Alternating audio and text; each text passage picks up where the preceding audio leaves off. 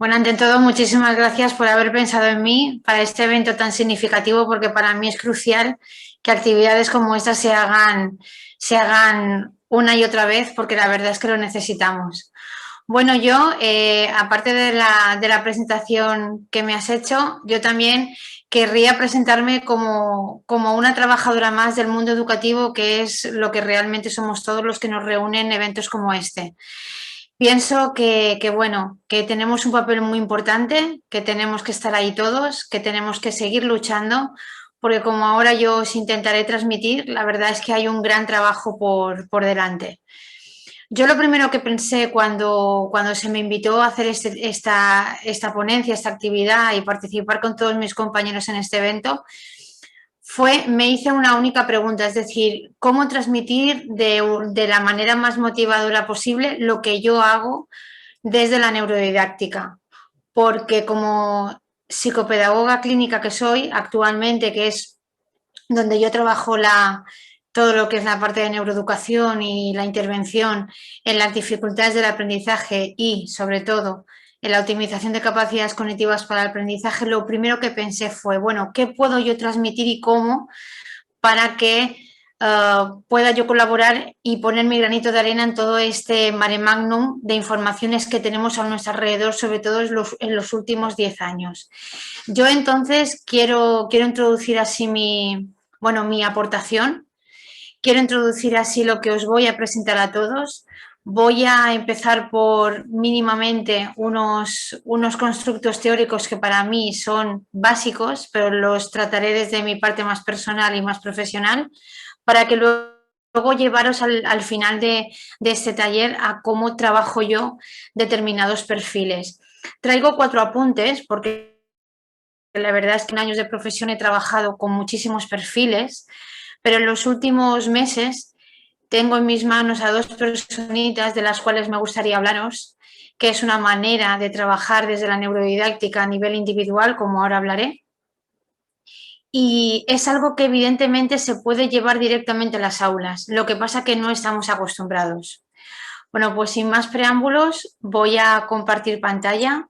Bueno, como muy bien ha presentado Fermín, este es el título de mi ponencia y yo quisiera empezar por esta frase tan bonita para mí, que forma parte de una de las películas que más nos gusta en casa, que es Alicia en el País de las Maravillas.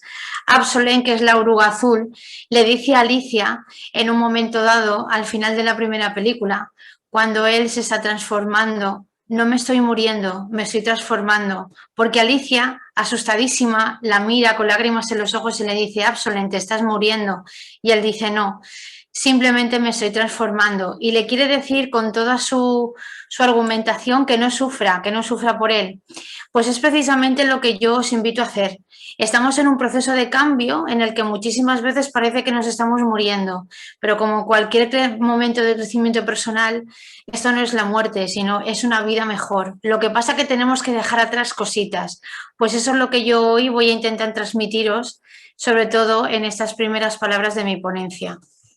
Cuando yo ahora miro hacia las aulas y veo estas 2 fotos de aquí del año 2021, me pregunto por qué no hay tanta diferencia con las de principio o mitad del 1900. La única diferencia que yo veo en esas imágenes, y me vais a perdonar la sinceridad, es que en las de hace unos años están separados niños y niñas y en las actuales no, aunque aquí abajo hay más niños que niñas. Pero no hay mucha diferencia. Eso es lo que nos tiene que hacer pensar. Se habla mucho de neurodidáctica, se habla mucho de educación, pero yo lo que os quiero es animar a que el cambio se haga. ¿Por qué? Porque esto nos tiene que enfadar, nos tiene que despertar determinadas emociones y movernos, porque es que si no, no vamos a hacer nunca nada. Y muchas veces los cambios, como tienen que dejar atrás parámetros antiguos, procesos antiguos o que se nos han quedado obsoletos, nos provocan inseguridad. Y un trocito de nosotros como profesionales se muere, pero luego resulta de que no es así, porque los resultados que obtenemos de ellos son tan grandes que luego resulta de que vamos hacia un nuevo camino que nos abre muchas puertas, sobre todo en nuestros alumnos, que es quienes verdaderamente se merecen toda nuestra labor. Todo esto para comentar y haceros ver, para que evidentemente lo tengamos todos latente, que el cambio de la educación que está viviendo es una necesidad. Todo el mundo sabe que hay un bosque, todo el mundo sabe que hay algo, pero muchas veces yo me pregunto, ¿lo vemos claramente siempre? ¿Estamos con la claridad necesaria como para identificar cada uno de los elementos de ese bosque, de ese paisaje donde estamos mirando? ¿Tenemos puestas unas gafas cuando estamos dentro del aula lo suficientemente limpias o lo suficientemente adecuadas a nuestra capacidad visual como para ver el detalle? Eso es lo que nos tiene que mover cada día. Porque la función docente también tiene que cambiar. Es una necesidad. No podemos ser los docentes que éramos antes. Y cuando digo antes, es a lo mejor antes que ayer, porque nuestro alumnado cambia, nuestro alumnado evoluciona. Imaginaros si echamos la vista atrás y hablamos de X años para atrás. Actualmente la necesidad de esa función docente, de ese cambio, está en que el alumno nos está diciendo, si tú me dices cómo lo hago, yo lo voy a hacer. Porque de una manera absolutamente natural tienen unos potenciales a nivel cognitivo que determinadas generaciones atrás no teníamos, porque actualmente su cerebro es tan potente, está tan estimulado, está tan activo, que perdemos de vista esa potencialidad y es lo que no debemos perder de vista. Por lo tanto, a partir de ahí hay que moverse. Es desde aquí desde donde nos tenemos que mover. Neurodidáctica no es solo, como ahora veremos, hacer grupos, no, es que quede el profesor enterrado dentro de lo que es el océano de niños. Es que el profesor esté en un segundo plano. Si os fijáis en esta imagen de aquí, el profesor está entre el grupo de niños. En las otras, a los profesores ni se les ve. ¿Qué es lo que toca? Estar en un segundo plano de la educación siempre, para que ellos sean el motor de su propio aprendizaje. Lo que pasa que, como ahora veremos, el profesor evidentemente tiene una función muy, muy, muy determinada. Pero es desde aquí desde donde nos tenemos que mover. ¿Por qué? Porque estamos hablando de una metodología basada en las neurociencias. Y las neurociencias no son otra cosa que ese conjunto de ciencias que nos aportan información sobre el sistema nervioso central. Evidentemente, especialmente hablamos de encéfalo o de cerebro, lo que conocemos como el órgano central de nuestro organismo, y sus funciones. Es de donde nace esta metodología de aula. Por lo tanto, tenemos que guiarnos por aquí, tenemos que intentar encauzar ese camino para poder llegar evidentemente aquí, a que sean ellos los verdaderos protagonistas del proceso de aprendizaje. Enseñanza es profesor, aprendizaje es alumno. Si el profesor se encarga de transmitir información, estaremos haciéndole ese gran favor a ese cerebro infantil y juvenil que es hacerle partícipe de sus propios procesos. Solo podemos trabajar desde aquí, desde ese grupo de ciencias y de disciplinas que nos aportan conocimiento, de ningún otro lado, porque estamos hablando de ser humano, estamos hablando de cerebro, no solo hablamos de contenido curricular, hablamos primero de persona y luego de contenido de aprendizaje. Por lo tanto, es importantísimo conocer el concepto de neurociencia, la otra gran semilla de este concepto tan importante que es la neurodidáctica, que no es otra cosa que todas aquellas disciplinas que tienen que ver evidentemente con la neurociencia, que aportan a lo que es el proceso de enseñanza-aprendizaje los conocimientos suficientes como para saber cómo funciona el cerebro de nuestro alumno. Por lo tanto, aquí tenemos que hablar de etapas evolutivas, tenemos que hablar de desarrollo neurocognitivo o de neurodesarrollo, tenemos que hablar de psicomotricidad, tenemos que hablar de metodología de aula a nivel evolutivo.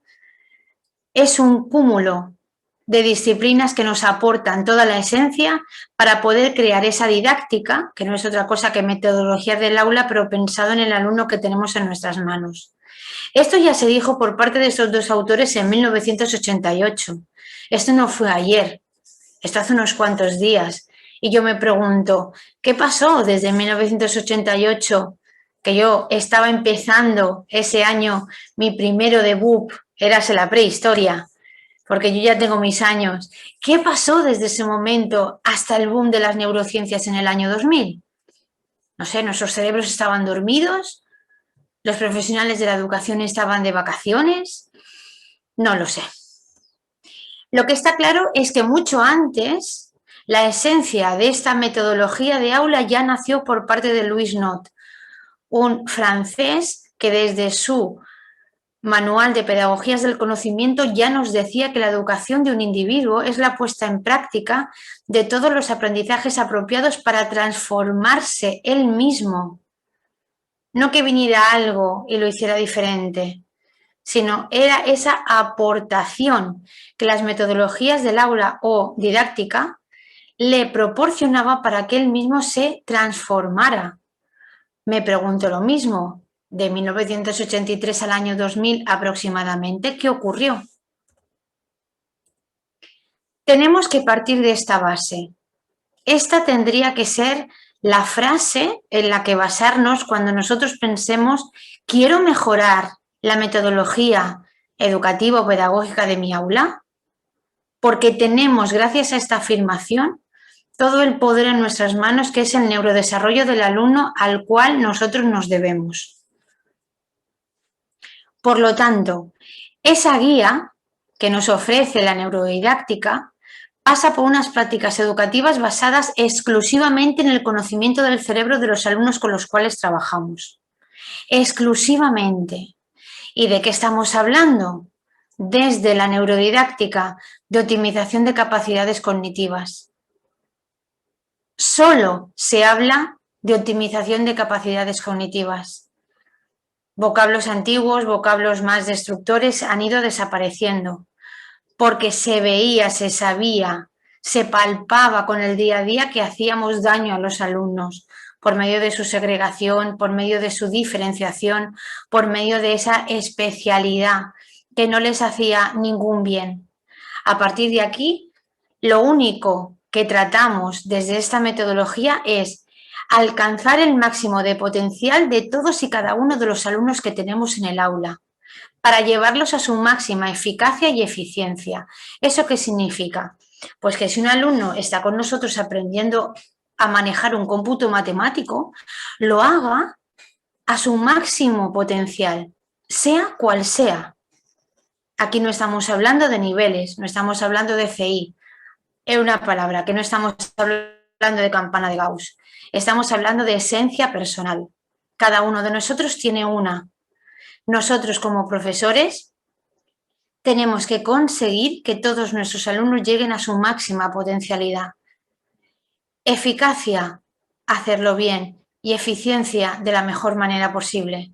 A partir de ahí les haremos felices y es el único vehículo por el cual yo llegaré a todos los alumnos de mi grupo. Y si estoy trabajando de uno a uno, que muchas veces nos ocurre dentro de lo que es la dinámica del aula, sí que es verdad que esto también lo podemos hacer, incluso de una manera muchísimo más significativa, porque estamos dedicándole todo nuestro tiempo a ese alumno, a esa persona que confía en nosotros y que tiene en nosotros a una persona que va a mediar entre su contexto y su propio potencial para que él aprenda. A esto llamamos neurodidáctica.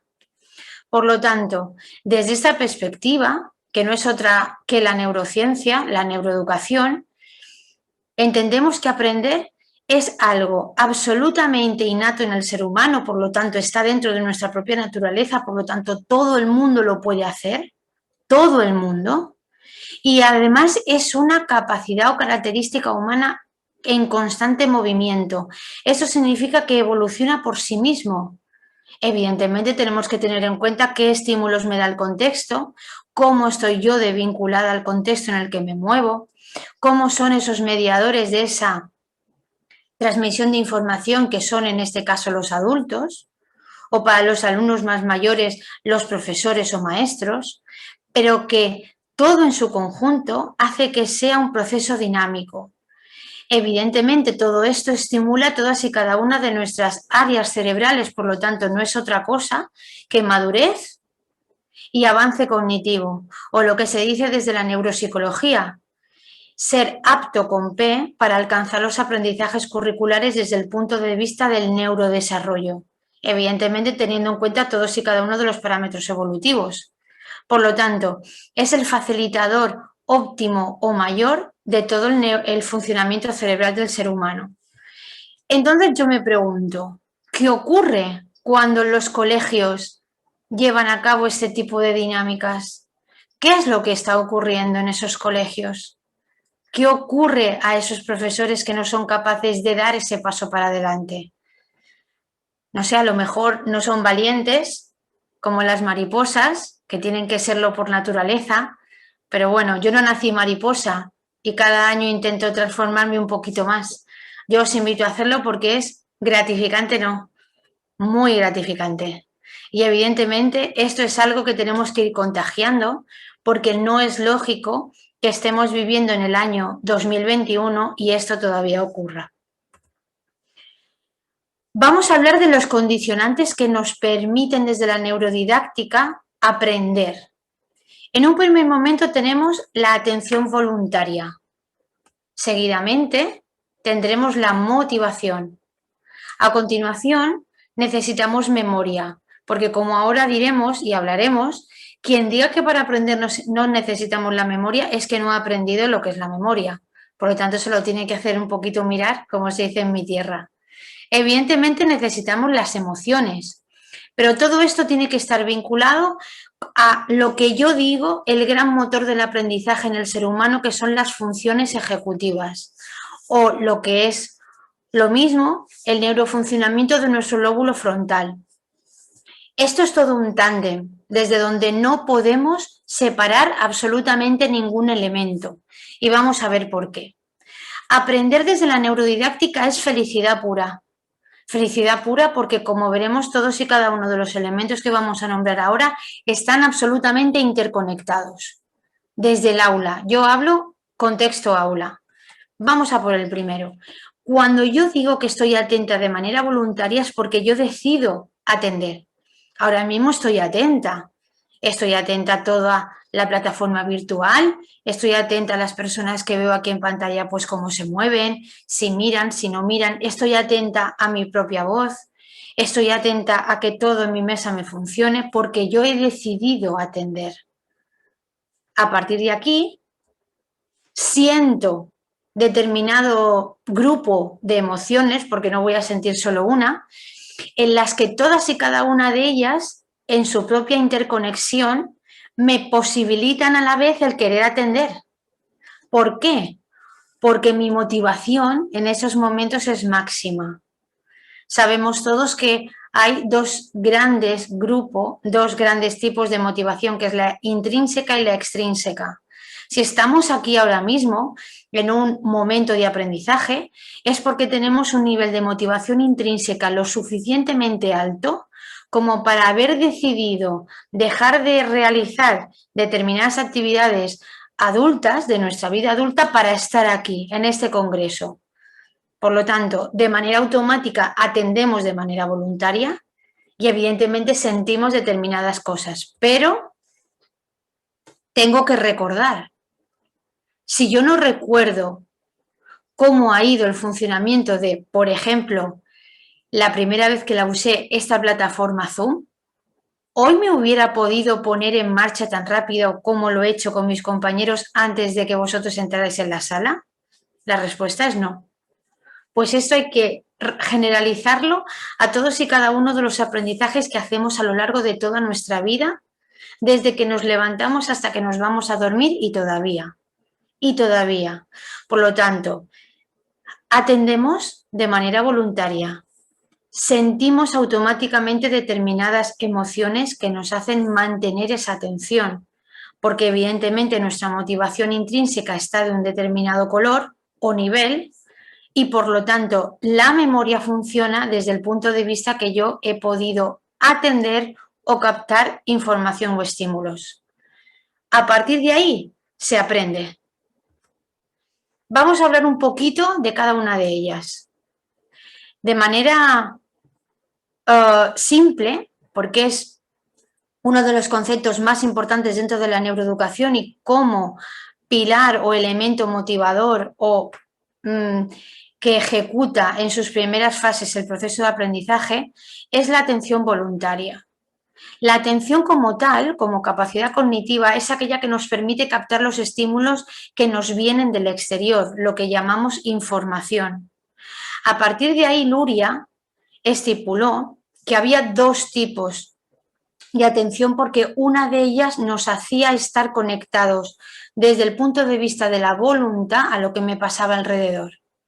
Por lo tanto, él dijo, se puede aprender desde las dos atenciones, pero si yo activo la voluntaria, activo una parte de mí que me va a hacer recordar muchísimo mejor todo lo que yo reciba. Por lo tanto, él habla de un aprendizaje a largo plazo, porque esa memoria, gracias a esa atención voluntaria, tiene más impronta, es decir, cala más en todo lo que es el constructo cognitivo de la memoria y por lo tanto podemos generalizar aprendizajes a lo largo del tiempo. Pero claro, emoción y aprendizaje tienen que ir juntos. Es lo que realmente nos va a permitir crear esquemas de conocimiento desde un punto de vista positivo. ¿Por qué digo positivo? Porque es desde ahí desde donde aprendemos, desde la voluntad de atender, eso ya está claro, pero sobre todo si yo soy feliz aprendiendo. Solo nos ponemos a aprender desde el sufrimiento cuando nos va la vida en ello. Y evidentemente no voy a poner ejemplos porque aquí no estamos para ponernos tristes, pero todo el mundo ha vivido episodios negativos de su vida que le han hecho vivir de manera traumática, le han hecho aprender de la vida y ha tenido que seguir para adelante. Vale, pero desde el contexto aula estamos hablando de felicidad. Sí que puede aprender el alumno desde la otra parte oscura de las emociones, pero no se recuerda ni de la misma manera, ni se crean redes sinápticas con el mismo potencial de acción, ni evidentemente las emociones son iguales. Por lo tanto, esa emoción de la que se habla desde la neurodidáctica siempre es positiva. La motivación, mi motor. Si a mí me invitan a participar en este congreso y yo no tengo un motorcito dentro de mí, yo no digo que sí. Yo digo, bueno, va, bueno, estoy muy ocupada, gracias por haberme invitado, pero no. Cuando algo nos mueve, lo realizamos. Cuando algo nos mantiene vivos, lo mantenemos. Por lo tanto, eso es lo que hay que mantener en el aula. Ese motorcito que le hace al alumno estar continuamente atento de manera voluntaria. Porque es el motor para captar información, para estar conectados al ambiente, no solo a las personas, no solo a los materiales, sino al ambiente. Y por último, la memoria. Es esa capacidad cognitiva que nos permite un montón de capacidades que algunas veces las encontramos como sinónimas, pero no lo son, que es la codificación de la información, es decir, ¿qué entiendo yo? Porque si yo guardo algo es porque lo entiendo, si no, no lo guardo. Lo almaceno, lo pongo en un rinconcito y lo cuido. Y luego lo recupero cuando a mí me es útil, me es necesario o evidentemente me es funcional, porque yo tengo que seguir aprendiendo, porque un aprendizaje me lleva a otro. Por lo tanto, esa capacidad de manejar información de manera retrospectiva y de manera codificada ya por mí, se le llama memoria. Nos permite almacenar, significa guardar, pero guardar de manera acumulativa la información que nos llega desde fuera. Y a partir de ahí vamos construyendo nuevos esquemas de aprendizaje o esquemas de contenido, como decía Piaget, o esquemas mentales, que no es otra cosa que los propios aprendizajes de manera significativa que a mí me permiten aprender contenidos en clase, conceptos, desde una cosa muy básica hasta algo evidentemente complejo y encadenado. Pero tenemos aquí las capacidades cognitivas estrella, o al menos para mí, como neuropsicopedagoga, que son las funciones ejecutivas. Es nuestro funcionamiento completo del lóbulo frontal. Y frontal porque está aquí detrás de la frente, no sé quién fue primero, si el lóbulo o el cráneo, pero ahí está. Para que nos hagamos una idea, es lo que tenemos encima de las cejas. Es un grupo de 11 capacidades mentales o cognitivas que nos permiten la planificación, la organización, la toma de decisiones, el recuerdo a largo plazo y sobre todo el uso funcional de esa información para resolver problemas de la vida diaria. A partir de aquí, yo tengo que saber que en el aula continuamente se le pide esto al alumno. Se le pide que saque el material, se le pide que tome decisiones, se le pide que se calme, se le pide que sepa hablar, que sepa organizar un texto.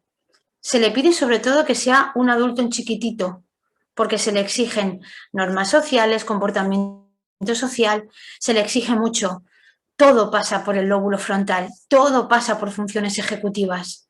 Si yo tengo un neurofuncionamiento a nivel ejecutivo óptimo, independientemente de mi edad, pero a nivel evolutivo óptimo, que a mí me permite resolver problemas diarios dentro de mi contexto natural, significa que soy una persona eficiente y eficaz.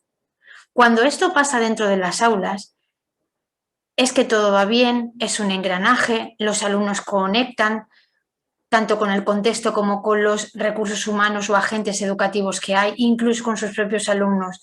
Pero, ¿qué ocurre cuando tenemos a un alumno que no responde a unas necesidades básicas dentro de un contexto? ¿Qué ocurre cuando le pedimos a una persona de una edad temprana que reconozca su mochila y no lo hace? Todo esto ayuda a que los aprendizajes se asimilen, se acomoden y se generalicen de manera adecuada. Si nuestro alumno no lo hace, tenemos que saber por qué. No solo le tenemos que dar la solución, que de eso luego hablaremos, sino que tenemos que saber por qué. Es el único recurso que tenemos de manera, desde la eficiencia pedagógica, para poder transmitir ese aprendizaje de manera correcta. Pero yo me pregunto una cosa. Hasta ahora, ¿hemos nombrado alguna dificultad de aprendizaje o trastorno específico del aprendizaje? Hemos hablado de discalculia, muy bien. Hay personas que me dicen que no con la cara. Pues es verdad, no lo hemos hecho. Maravilloso. Pues eso significa que lo estamos haciendo bien. Eso significa que de momento, tanto yo como transmisora de esta información y de mi quehacer diario en mi profesión y vosotros como alumnos lo estamos haciendo bien. Porque aquí no hemos venido a hablar de dificultades del aprendizaje. Aquí hemos venido a hablar de personas. ¿Desde dónde tenemos que partir, como hemos dicho antes? Desde las neurociencias. Estas neurociencias nos van a permitir crear prácticas de aula o pedagógicas basadas en el conocimiento cerebral, como hemos dicho. ¿Pero para quién? Para todos nuestros alumnos. Y lo repito, para todos nuestros alumnos. Aquí no estamos hablando ni de clases de apoyo, ni estamos hablando de recursos extraordinarios para atender a la diversidad del aula. Aquí estamos hablando de personas. No estamos hablando de un determinado tipo de dificultad de aprendizaje. El profesor va a la escuela a dar clase a personas y esas personas tienen una esencia. Hablamos de un concepto básico cuya raíz la tenemos en la atención a la diversidad, que es la actual neurodiversidad. El concepto de atención a la diversidad ha ido evolucionando gracias a las neurociencias y ha evolucionado hasta tal punto que reconoce que no tenemos que hablar de perfiles diagnósticos, y yo en tesis según DSM-5, sino que tenemos que hablar de existencia de esencias personales o neurofuncionamientos específicos según la persona con la que estamos tratando o educando. Para yo poderle dar lo mejor a nivel metodológico para que ellos puedan aprender. No habla de personas con autismo, personas con un trastorno de lectoescritura, personas con una discalculia, personas con un trastorno de hiperactividad con o sin falta de atención. No. Habla de neurodiversidad. ¿Cómo son las aptitudes con P y talentos de mis alumnos para el aprendizaje? De eso nos habla la neurodiversidad. Por lo tanto, la atención a la diversidad también está evolucionando hacia las neurociencias. Es que no le quedaba otra. Es que no le quedaba otra.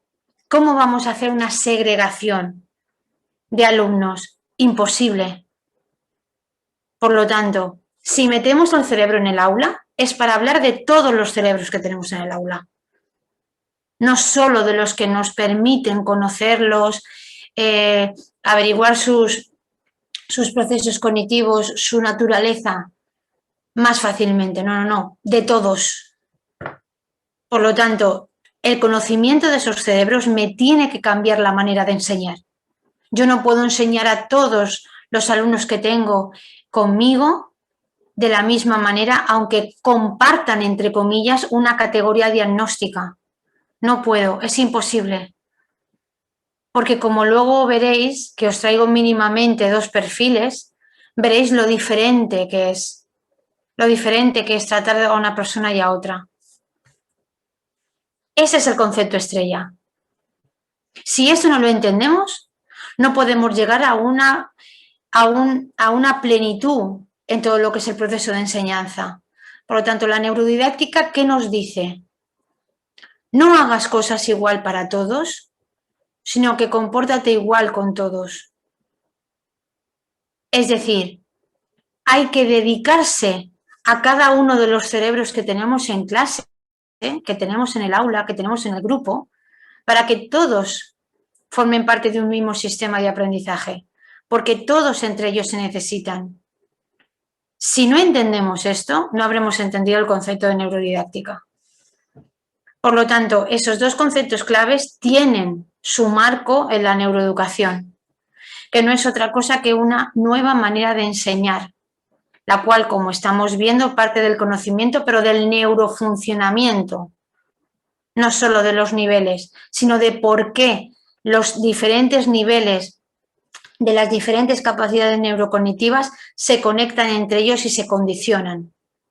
A partir de ahí, se tiene que trabajar de manera interdisciplinar, ya sea en un colegio o ya sea del colegio para afuera. Da lo mismo, todo es neurodidáctica.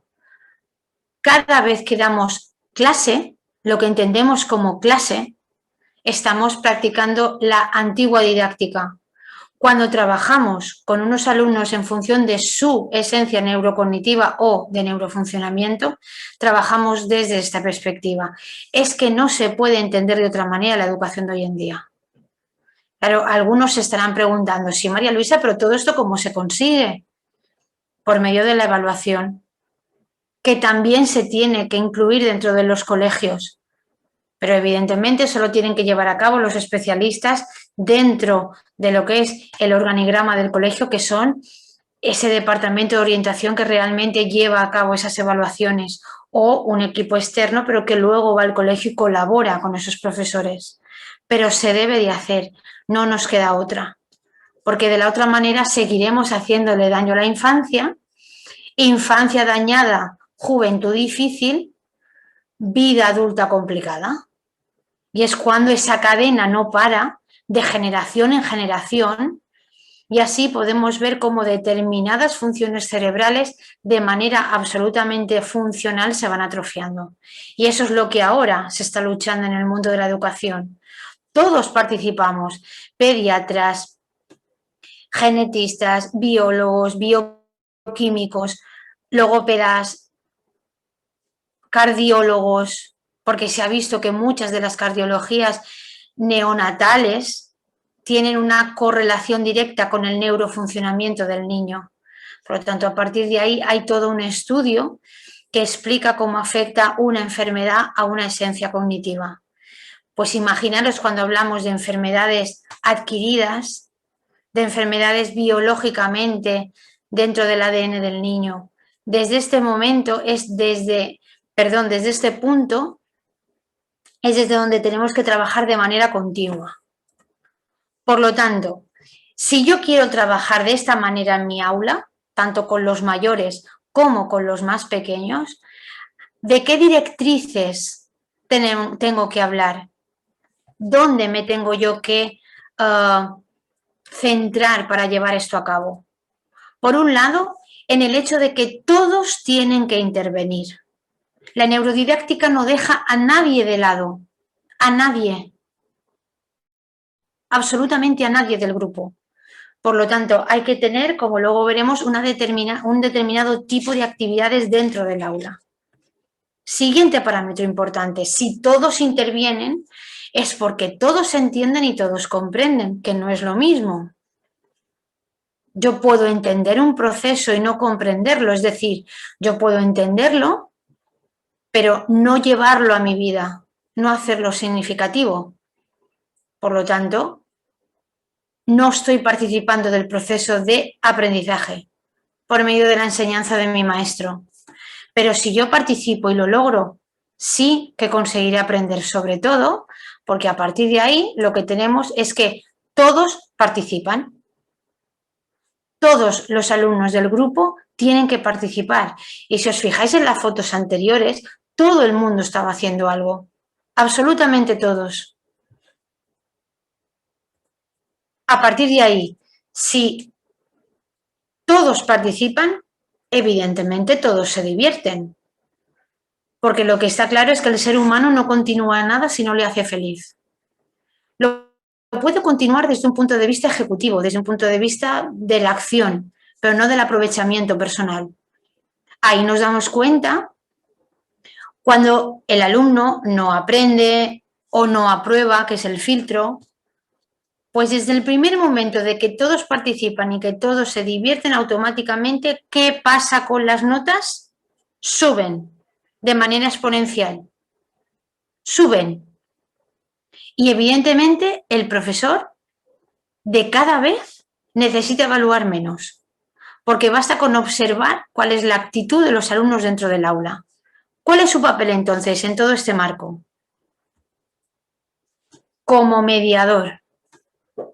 El profesor desde esta perspectiva se convierte en un mediador. Él es el transmisor de lo que es el contenido de aprendizaje y ya está. Media entre él y el potencial de aprendizaje del alumno. ¿Por qué? Porque no es el protagonista de ese proceso. Es un estimulador del proceso de aprendizaje del propio alumno. Él es el que le tiene que decir continuamente al alumno qué pasito dar, pero no desde el punto de vista de la ejecución, sino desde el punto de vista emocional, para que siga atendiendo, para que su motivación no decaiga. Ese es el nuevo papel del docente dentro del paradigma de la neuroeducación y concretamente aplicando la neurodidáctica como el profesor no puede llegar, ponerse y transmitir información. No. Tiene que ofrecer al alumno esa información y dejar que la toque y dejar que la maneje y dejar que la transforme. Porque si no la transforma, es suya. Ese es el cambio. Por lo tanto, todo lo que es su trabajo de la práctica diaria dentro del aula cambia. Y cambia de manera exponencial. Desde un punto de vista de la programación de aula, tiene que ser una programación flexible, absolutamente abierta, en la que todos los alumnos quepan. Por lo tanto, el diseño de los objetivos de aprendizaje no tienen que ser generales, sino tienen que ser evolutivos. No podemos decir, aprender a sumar. ¿Qué tal si ponemos conocer la suma? Nos da miedo cambiar. Pues hay que abrirse. Hay que abrirse y hay que cambiar perspectiva. Desde el punto de vista de las actividades, tienen que ser actividades multinivel. Todos tienen que poder participar. Esto no es nuevo, soy consciente de que no es nuevo, pero si le ponemos un parámetro neuroeducativo, lo que nos está diciendo es, tenemos que hacer actividades en las que todos intervengan para que todos se entiendan y todos comprendan. Por lo tanto, tienen que ser actividades en las que cualquier esencia cognitiva pueda participar. Siguiente parámetro. Por lo tanto, las actividades del aula no pueden ser tradicionales. Y yo me pregunto, ¿y por qué no multiesenciales? Enseñamos un contenido de aprendizaje. Muy bien, y todos tienen que hacer lo mismo. Ahora todos vamos a escribir. Y los ponemos a todos a escribir. Ahora estamos haciendo cómputo matemático. Pues todos vamos a hacer cálculo mental. ¿Por qué? ¿Por qué todos tienen que hacer cálculo mental? ¿Aquí el parámetro no es que participen? Yo me pregunto, ¿y por qué no le dejamos elegir? Si le dejamos elegir al alumno, lo primero que veremos será su motivación. ¿Cómo quiero yo aprender este contenido? Pues mira, María Luisa, a mí me va mejor vía auditiva. Oye, mira, ahí si contamos, pues vamos a contar. Segundo, ¿por qué no preguntamos al alumno? Porque tenemos miedo. ¿De qué? De perder el poder. Nos da miedo ser mediadores exclusivamente del contenido de aprendizaje. Porque nos obliga a soltar las riendas, a que la dinámica de la clase pase a ellos. Uf, qué estrés. Uf, qué estrés, porque claro, ¿podré yo llegar a todos los contenidos? Ay, Dios mío, si no acabó el temario, qué desastre. Entonces, ¿cómo les voy a evaluar, Crashor? Si queremos entrar en este nuevo paradigma, tenemos que cambiar absolutamente en todo. Por lo tanto, tenemos que pasar de oruga a mariposa, pero con un periodo de tránsito, con un periodo de reflexión. Yo el momento en el que la oruga está dentro del capullo, desde el punto de vista de la neuroeducación y desde mi profesión, siempre lo he visto como ese momento en el que el profesional se dedica un tiempo para sí mismo y se forma. Porque si no, todo esto no se entiende. ¿Qué es lo que ocurre? Que en ese momento es el que uno dice, ¿lo estaré haciendo bien? ¿Y qué estoy haciendo? ¿Y qué hago yo haciendo un máster? ¿O qué hago yo yendo de congreso? Pero yo tendría que estar preparando clases. No. ¿Por qué? Si tú sabes que tus clases no te funcionan. No me voy de tema aunque lo parezca, ¿eh? Es que es la transformación de pensamiento que tiene que hacer cualquier docente que quiera subirse a este tren de la neurodidáctica, volverse un mediador. Vuelvo al tema de las actividades. Si yo le doy a elegir a mis alumnos y soy un profesor solo transmisor de la información, ellos serán creadores de su propio aprendizaje. Por lo tanto, esas conexiones sinápticas que se vayan creando en ese momento de interrelación entre profesor y alumno se hacen de cada vez más fuertes. Si además les dejamos elegir, ¿vale? ¿Cómo vamos a trabajar este contenido? Va más allá de trabajar por proyectos y por talleres, mucho más allá. Le estamos diciendo, participa de tu propio proceso. El siguiente triangulito. Participa de tu propio avance como persona. Venga, tú vas a ser tu jefe. Claro, volvemos a soltar las riendas. Y desde el punto de vista de los materiales, todo esto se traduce a que volvemos a lo mismo. ¿Por qué tenemos que dar siempre los docentes los materiales? Segunda pregunta. ¿Por qué siempre usar material tangible? Como luego yo os presentaré, ¿por qué no usamos material emocional de nuestros propios alumnos? ¿Porque no sabemos llegar? Vamos a conocerle. ¿Porque no sé cómo hacerlo? Vamos a pensarlo. Los materiales no solo tienen que ser materiales fungibles, físicos, tienen que ser emocionales, tienen que ser las propias ideas de nuestro alumno, tienen que ser sus sentimientos. Yo lo primero que les pregunto cuando les recibo es, ¿qué tal la semana? Desde que no les veo. Y ya me hago la idea. Tanto si me dicen sí, como si me dicen no, como si me dicen bla, bla, bla. Porque como ya los jóvenes me conocen, bla, bla, bla. Digo, uff, qué mal estamos. Y si ha ido bien, pues evidentemente me lo expresan. La siguiente pregunta es, ¿y hoy? Y ellos ya se meten en faena, como decimos en mi tierra. Y luego les digo, ¿qué hacemos hoy? Claro, cuando me están conociendo, se quedan así, pues no sé. El que ya me conoce dice, el otro día hicimos y hoy tenemos que seguir porque ellos saben que ellos son los que conducen determinados contenidos de mi trabajo con ellos. Por lo tanto, ¿yo puedo preparar siempre material físico? No. Yo trabajo con su material. Yo trabajo con lo que sienten. Yo trabajo con cómo están. Y en función de cómo están, primer material del cual yo me acojo, luego les presento mi material de intervención neuropsicopedagógica. Pero primero cojo su material. Claro, todo esto en el aula es un poquito complicado, yo lo reconozco. Pero como también he sido profesora de aula durante 11 años, también os digo que esto es posible. Lo que pasa es que no se tiene que preparar siempre una clase de manera tradicional. Se tienen que preparar clases originales, clases basadas y centradas en la edad del alumno, tanto por alto como por bajo como por medio. Ahora, ¿eso es mucho trabajo? Sí, mucho. ¿Eso es improvisar?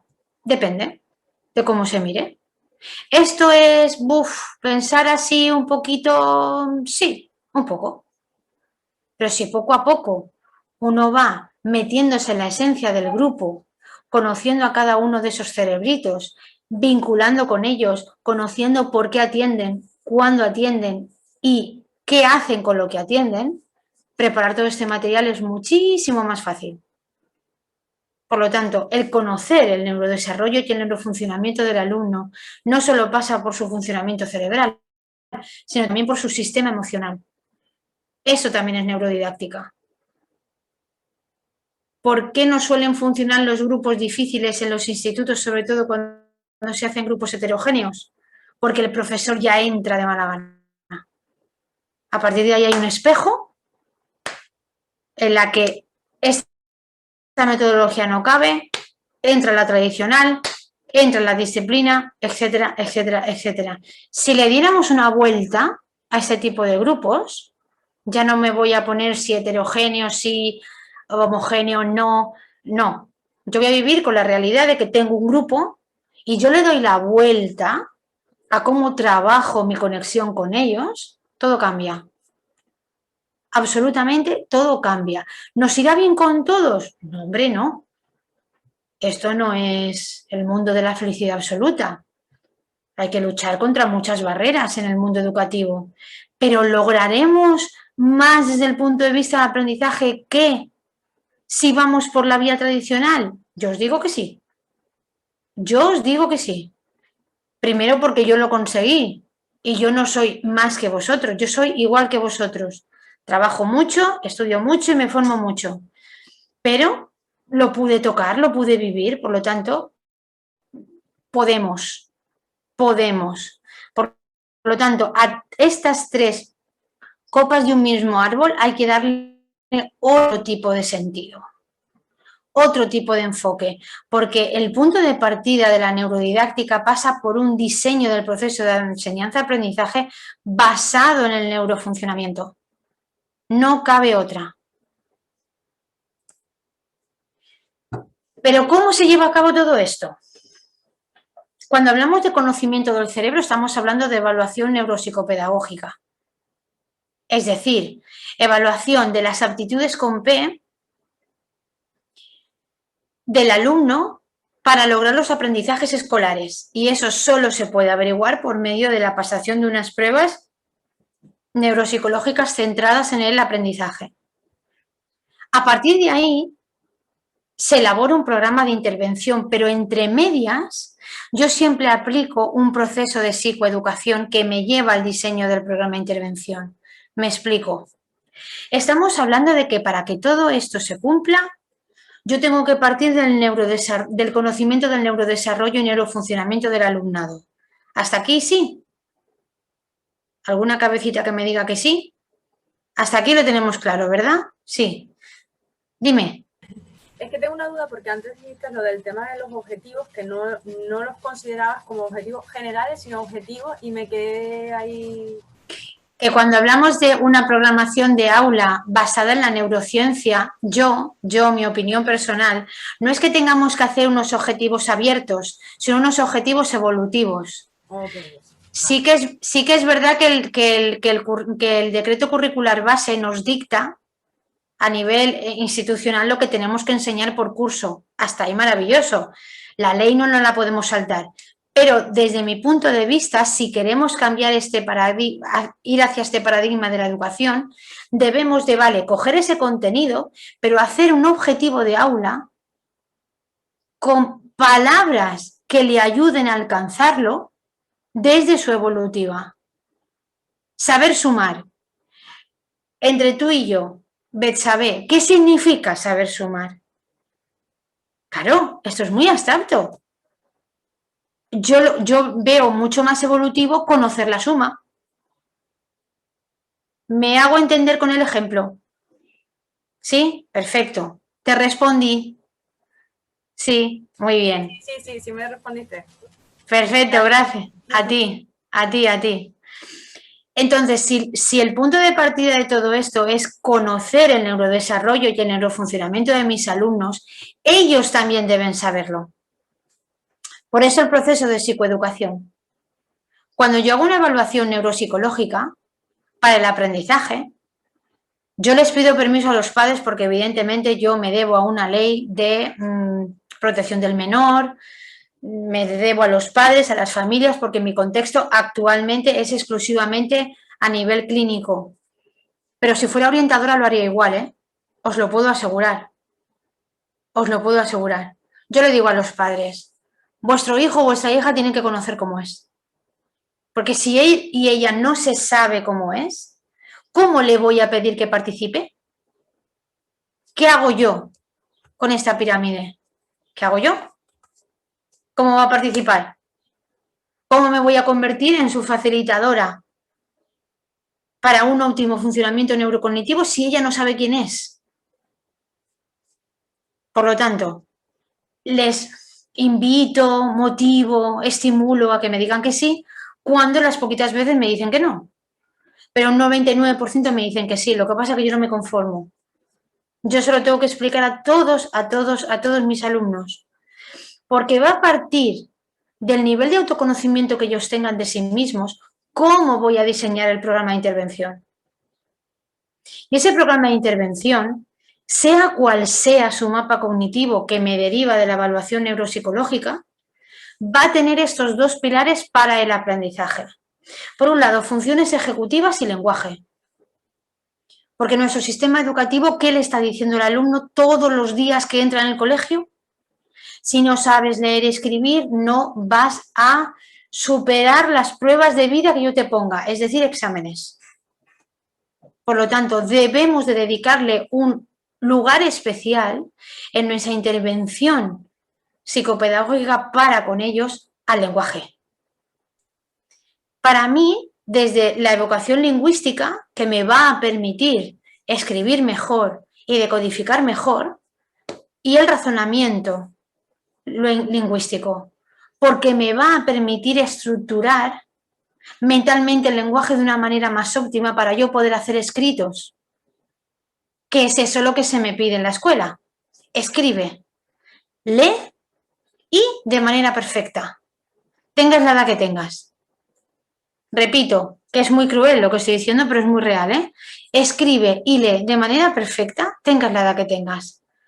Entonces yo le digo siempre a mis alumnos, no, vamos a leer y a escribir lo mejor que podamos.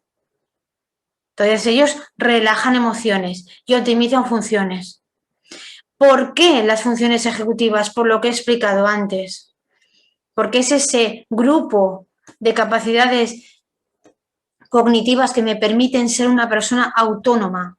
en mi vida diaria, si yo me lo llevo al plano del aprendizaje desde un punto de vista institucional, es decir, escuela, tengo que saber tomar decisiones, tengo que saber planificar acciones, tengo que organizar pensamientos para organizar acciones, tengo que saber lo que quiero decir y, sobre todo, que están dentro de ese grupo, tengo que saber atender y memorizar. Desde un punto de vista selectivo, la atención, y ahí entra el control inhibitorio, y tengo que saber recuperar esa información que yo he guardado para poder ser una persona autónoma. ¿Desde qué punto? Desde la adquisición de una información, es decir, bagaje lingüístico, información que yo guarde a nivel de concepto, saber cómo se llaman las cosas, etcétera, etcétera. A partir de ahí tengo esos pilares dentro de mi programa de intervención, pero tienen dos bases importantísimas. Una, desde el punto de vista individual, la gestión y la educación emocional. No nos podemos olvidar que todo esto implica esfuerzo cognitivo. Por lo tanto, va a poner de manifiesto determinadas emociones que yo voy a ser capaz o no de gestionar. Si yo no gestiono y el resultado es negativo, me voy a llevar mal con mi contexto. Si yo gestiono de manera positiva desde el punto de vista relacional, yo tendré éxito. Por lo tanto, cuanto más éxito tengo, más placer obtengo, mejor neurofuncionalizo. Eso es una cadena. Y sobre todo a nivel de escuela, el aprendizaje entre iguales es fundamental. Aprendemos quiénes somos si nos ponemos a trabajar con alguien. Sabemos lo que sabemos cuando sabemos transmitirlo a un igual. Yo sé lo que sé si soy capaz de explicarlo bien. Si no soy capaz, algo aquí tengo que mejorar. O entendimiento, o organización de vocablos para una expresión gramatical correcta, o comprender desde el entendimiento un concepto nuevo. Pero si yo no soy capaz de explicarme, de hacerme entender a nivel lingüístico, expresivo, a nivel oral, yo no lo sé. ¿Qué le pedimos a los niños en el colegio? Exámenes escritos. ¿Qué sería un buen indicador de aprendizaje absoluto? Desde el punto de vista completo, desde la creación fuerte o desde el potencial de acción de unos buenos esquemas de conocimiento, los exámenes orales. ¿Qué es lo que no hacemos? Exámenes orales. Porque son más lentos, porque necesito más tiempo, porque los considero más fáciles. Falacias. Falacias. Todo eso es la interpretación del adulto. Unos determinados parámetros de un sistema rígido que se ideó sin pensar en la naturaleza cognitiva del alumno, sino en otras cosas que ahora no vienen al lugar. Pero supongo que me entendéis por dónde voy. Si nosotros queremos verdaderamente darle a los alumnos una educación plena, tenemos que tener en cuenta todos esos detalles de neurodesarrollo. Pero vuelvo al principio, si él no se conoce, no participará. Yo aquí le dedico muchísimo tiempo, tanto como la neurorehabilitación pura de esa habilidad neurocognitiva que yo tengo que optimizar, que yo tengo que estimular, porque la necesito dentro del engranaje cognitivo del alumno. Es más, no la dejo de hacer, porque cuando acabo algún tipo de intervención con ellos, siempre les digo, y no te olvides que eres quien eres y que vales por lo que eres. Eso es lo ideal. A partir de ahí ellos cogen una fuerza emocional tan grande que poquito a poco, a medida que ellos van madurando, son capaces de gestionar. Pero ¿cuál es su registro? Sobre todo cuando llegan a la adolescencia. la relación entre iguales. Porque pasamos de tener compañeros del cole, amiguitos, a tener modelos. Pasamos de tener amiguitos de cumpleaños a mejores amigos o destructores, depende de cómo se mire. Por lo tanto, hay que trabajar en el grupo de iguales, para ellos y con ellos, no solo a nivel individual. Yo hay veces que trabajo, últimamente trabajo mucho con hermanos dentro de la clínica, pero últimamente ya me estoy como quitando un poco de hierro, porque a mí también me cuesta muchísimo proponerle determinadas cosas a las familias, y estoy a veces uniendo personas que son muy similares para que entre ellos también se conozcan y sean capaces de ver sus capacidades en el otro, por lo de trabajar en iguales, o personas que se compensan. Y estoy teniendo unos resultados maravillosos, preciosos. ¿Esto cómo lo podemos llevar al aula? A la tutoría entre iguales. Que no es otra cosa que poner a trabajar a una pareja o a un trío para el beneficio de ambos, de todos, para lograr que lo que se necesite, tradicionalmente se le puso a esa persona con una determinada debilidad a la hora de relacionarse dentro del aula y tener a un compañero que le recordara, que le hiciera, pero mal enfoque, porque empezó siendo el amigo tutor el responsable de. Pues no, esto tiene que seguir evolucionando. Vamos por buen camino, pero tiene que evolucionar todavía más.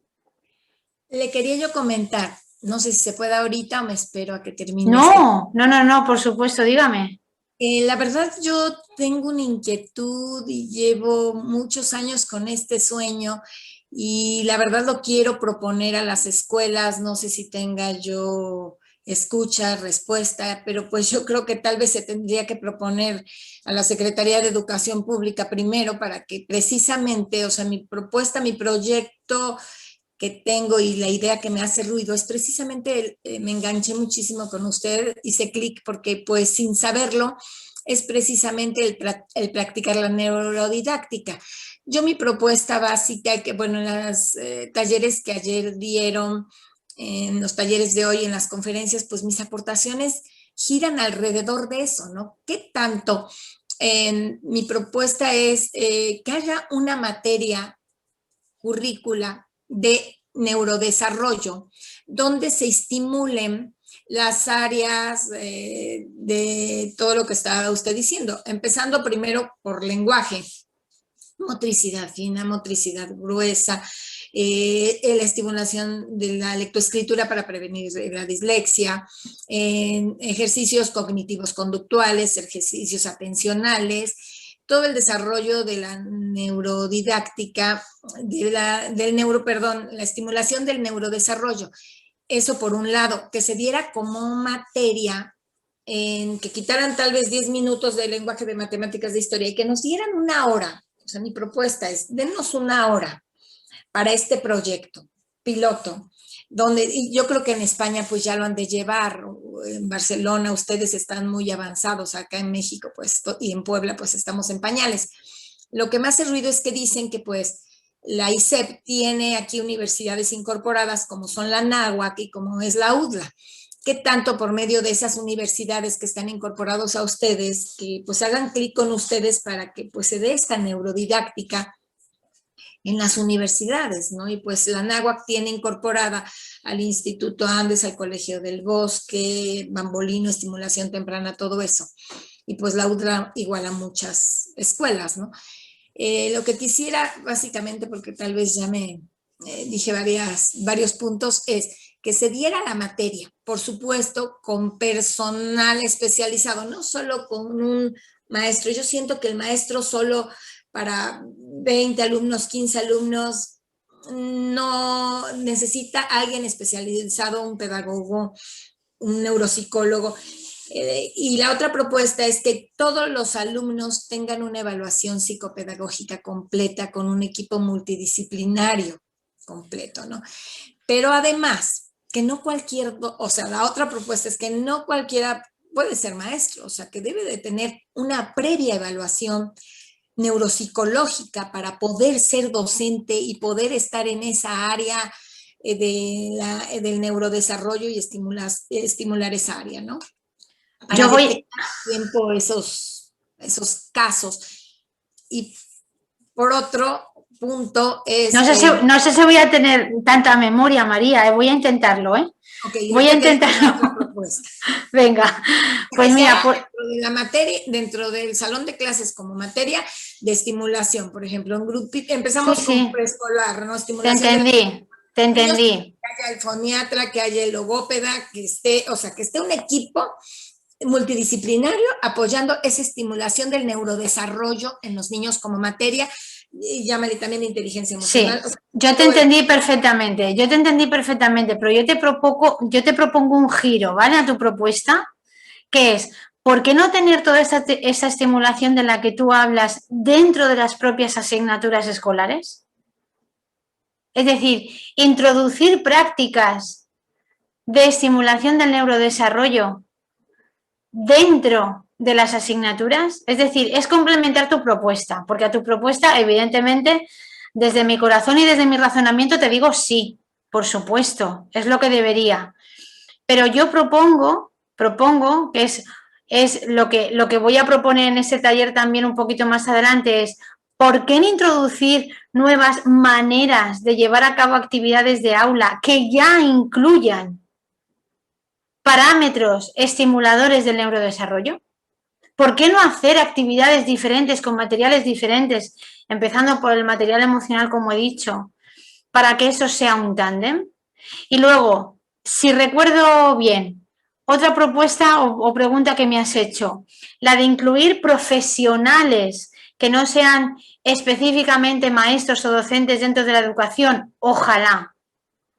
Pero al revés también, que los neuropsicólogos puedan ir a una consulta de neuropediatría, que los psicopedagogos podamos colaborar con los neuropediatras. Es decir, yo por lo que abogo es por un trabajo transdisciplinar. Ojalá, ojalá, María, si es que te estoy contestando bien, ¿eh? Luego, si no recuerdo mal, no, muy bien, muchas gracias. Y por otro lado, bueno, si está un equipo especializado, supongamos que vamos a empezar un proyecto piloto que está el maestro, que está un neuropsicólogo, un logopeda, tal vez ver de acuerdo a la evaluación psicopedagógica del grupo qué es lo que más requiere, es lo pues, es lo que le, individualizadas, ¿no? es lo que iba a intentar contestar. Es lo que iba. Lo que me dice usted es ideal, ¿no? Que en todas las materias se dé esta neurodidáctica, o sea, en todos. O sea, una como base de estimulación del neurodesarrollo para estimular todas las áreas para que los niños se vayan nivelando. Yo daba terapia de lenguaje y en realidad a veces no es que el niño no sepa pronunciar las palabras, a veces no sabe poner los órganos de articulación correctos, no sabe respirar, no se sabe relajar. Pues y todo eso tiene que estar de manera absolutamente inmersa. O sea, no lo podemos ver como algo que complemente, porque entonces no estamos hablando de un nuevo paradigma. Ahora, de que hay equipo de profesionales, ¿cuántos se gradúan, se titulan, chicos que están haciendo sus prácticas profesionales? O sea, se puede reunir un buen equipo para que apoyen en el aula.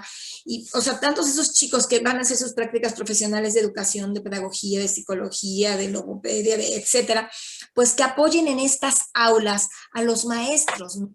Y aparte, voy a intentar contestarte a ver si puedo, ¿vale? Ojalá que eso sea así, ojalá que todo el mundo pueda saber cuál es su esencia neurocognitiva. Lo que pasa que actualmente con los recursos humanos que tenemos en los colegios eso es absolutamente imposible. Y luego también porque tenemos esencias cognitivas que precisan más de nuestra atención, y voy a explicarme porque no quiero contradecirme o parecer que me contradigo, ¿vale? Con respecto a lo que hoy os estoy hablando, es que hay esencias cognitivas que son difíciles de conocer. Por lo tanto, que todos los alumnos tengan esa evaluación neuropsicológica hoy por hoy es complicado. a nivel de evaluación completa, pero sí que sé, porque lo practico, que tenemos la suficientemente inteligencia como profesionales como para hacer una buena valoración de nuestros alumnos. Por lo tanto, si es verdad que no podemos hacer esa evaluación neuropsicológica completa, sí podemos valorarlos por medio de nuestras actividades multinivel, nuestra programación flexible y sobre todo por nuestro vínculo con ellos. Y así sabremos cuáles son sus fortalezas, porque la evaluación completa de todos nuestros alumnos es muy difícil a nivel de recursos humanos. Para ingresar a las escuelas siempre les hacen una evaluación psicológica. Entonces ya ¿A quién? María, ¿a quién? ¿A quién? A los alumnos para ingresar, para admisión. En España no. No. Acá sí les hacen en algunas escuelas evaluación psicológica para poder hacer su inscripción, aparte de evaluación académica, de conocimientos, evaluación psicológica. Entonces, ¿De qué niveles nos estás hablando, María? Cuando empiezan estimulación temprana maternal, cuando empiezan la ingresión a clases, ya empiezan con un expediente para aceptarlos de una evaluación. Entonces, en España, perdona que te interrumpa, María, pero es que en España la educación es obligatoria de 3 a los 16 años, de 0 a 3 empieza a ser semi-obligatoria desde el punto de vista de que se aboga por que ese bebé esté en relación con personitas de su edad para que ese neurodesarrollo vaya bien, pero no conocía ese previo para que una persona sea admitida en un centro educativo que tuviera que ser evaluado. No conozco ese parámetro. Me sabe mal no poderte contestar, pero es que, aparte de que emocionalmente me viene muy grande, no conocía ese condicionamiento de tu país. Por lo tanto, no sé responderte, perdóname, pero no sé.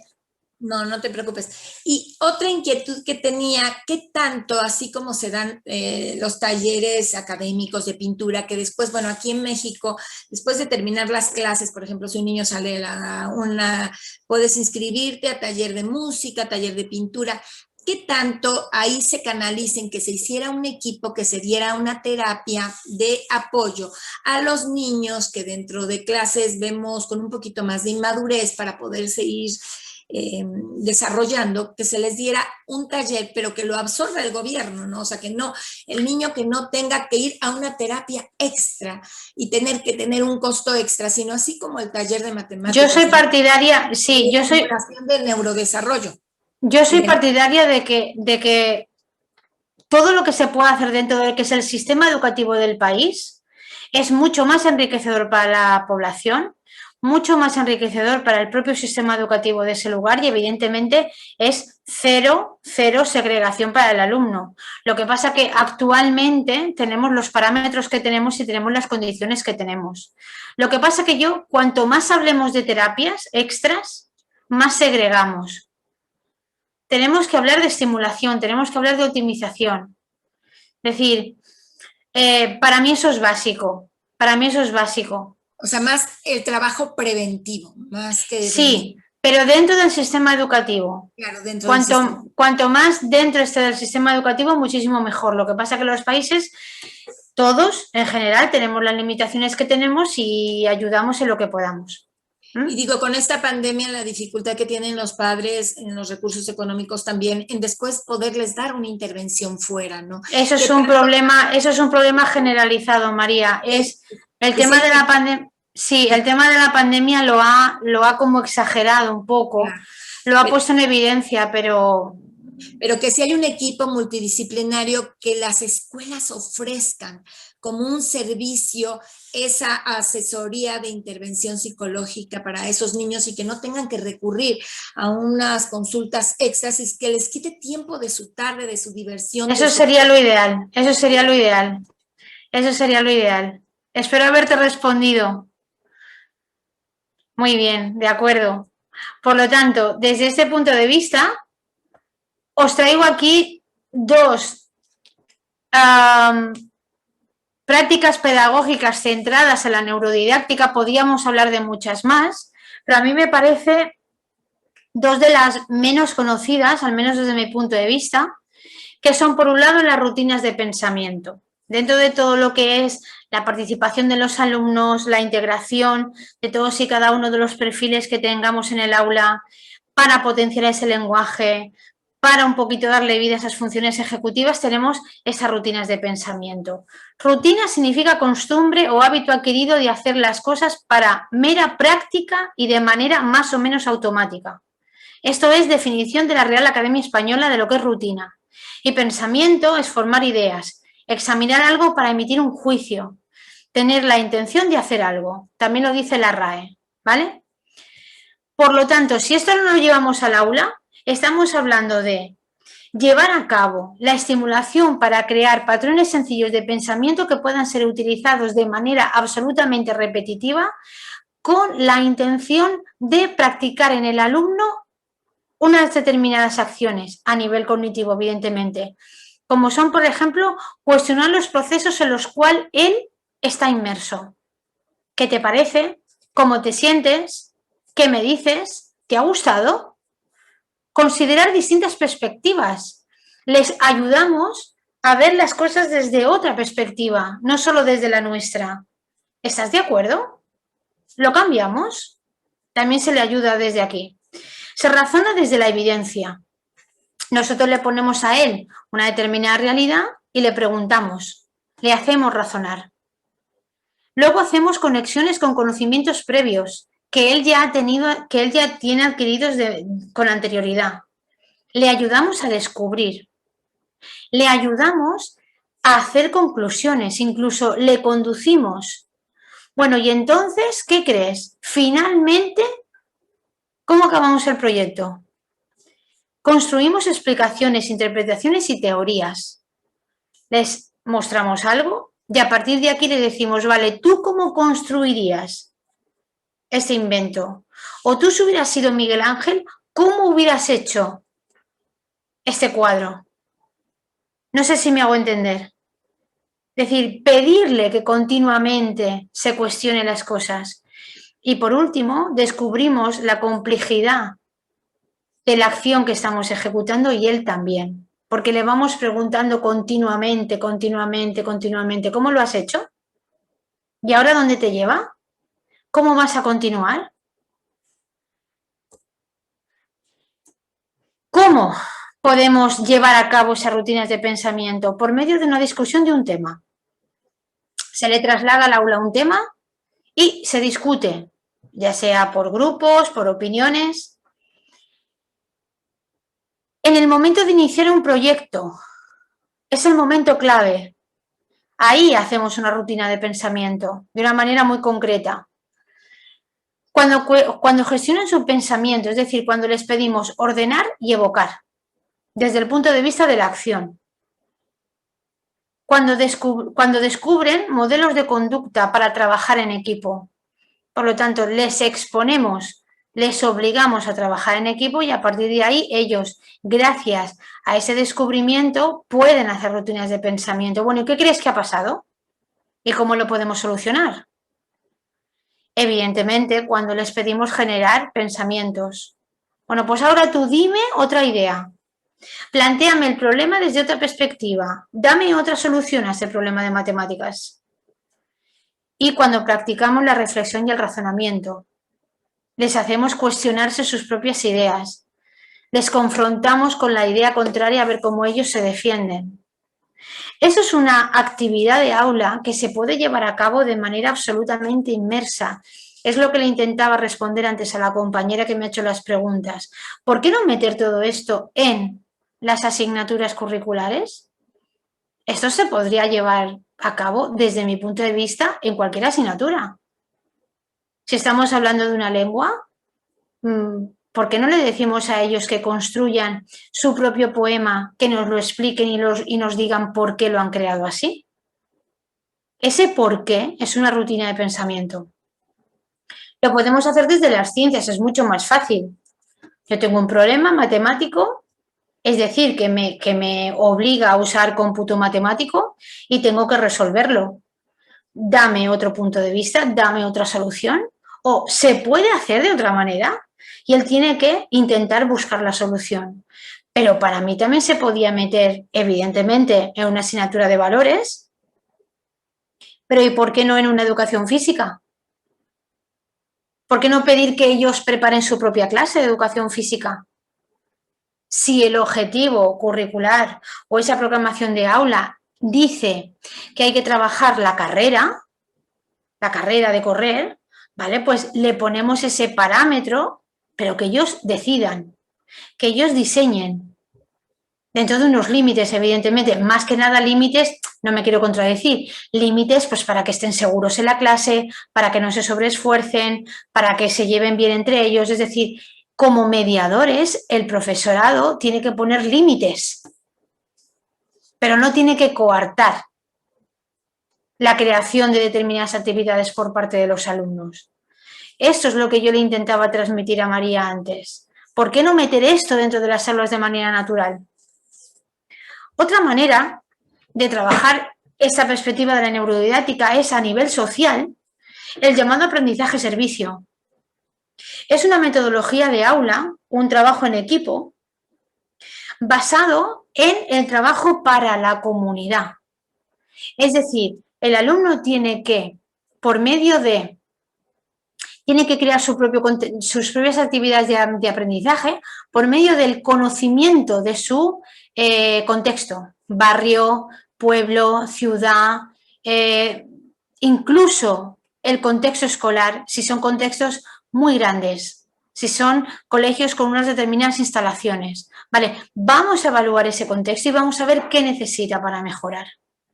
Son los típicos proyectos a nivel social de, vale, tenemos que hacer un proyecto de tecnología, pero nos vamos a ir a un determinado parque infantil muy cerca del instituto y vamos a mejorar los columpios por medio de determinados inventos, determinadas prácticas a nivel de tecnología que mejoren el funcionamiento de esos columpios. Si es, por ejemplo, la parte de naturaleza, ¿por qué no sembrar, como muy bien indica la foto? Es decir, es trasladar el aprendizaje de dentro de la escuela a fuera de la escuela. Es como hacer un vínculo entre el contenido curricular, eso tan frío que nos dice la ley, y la vida del alumno. Es esa unión. Son para mí dos ejemplos claros, uno a nivel social y otro mucho más a nivel emocional y lingüístico, de que esto es posible. Lo que pasa es que siempre nos centramos en los más conocidos.